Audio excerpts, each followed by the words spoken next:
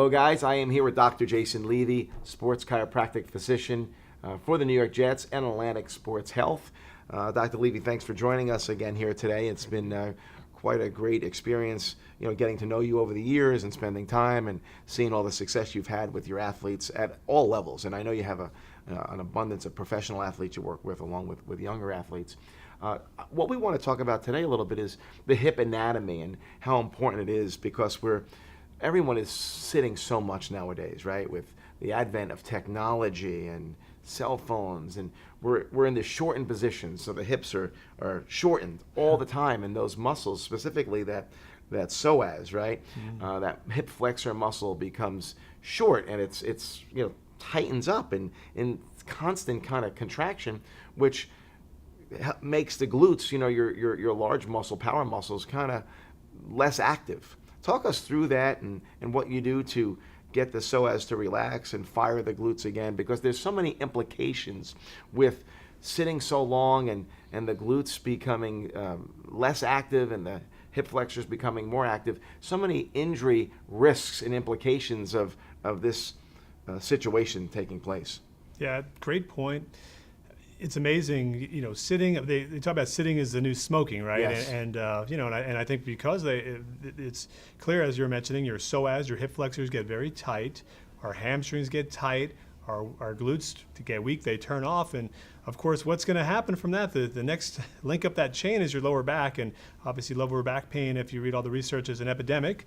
I believe they say that 80% of adult Americans will have low back pain sometime in their life.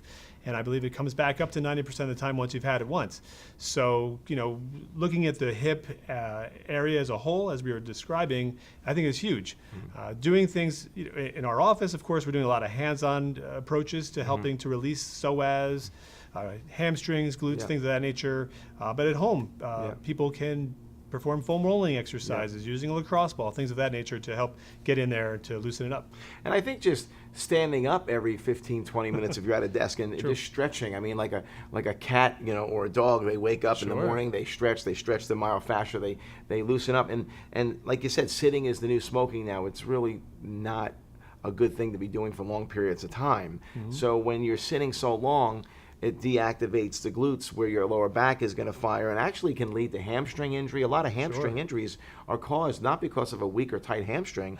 It's caused from a tight hip flexor. It's caused from a glute not firing, where the hamstring has to work overtime.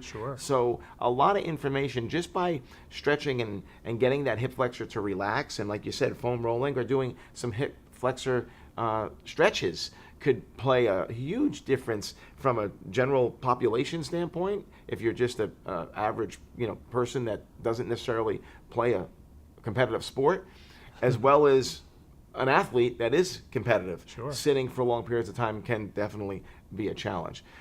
Anything else you'd like to add in terms of this subject matter of hip anatomy and just tight hip flexors? Well, in general, just something that we had been speaking about off camera was just talking about stretching versus some sort of foam rolling. And we talked about the analogy of having a rope with a knot in the middle of the rope. Well, if you just pull on either end of the rope to stretch it, it's really not going to do anything to the knot in the middle of the rope.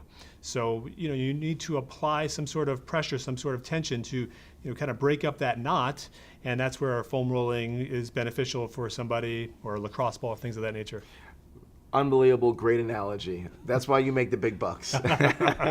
Really good stuff. I mean, that rope with a knot, you can stretch that all day long, but that knot's not going to change. Stretching isn't going to help. Right. You got to get that manual pressure, and that's the fascia, that's the myofascia, that's the chemical release. You got to break that up. So more stretching actually could do more harm than good. Right? Because if you're not addressing that knot, you're really creating more flexibility in areas that we might not want to have more flexibility, which could limit performance. And that's, again, so important to know and take away. So find those knots, get that myofascial release going, and take your game to the next level.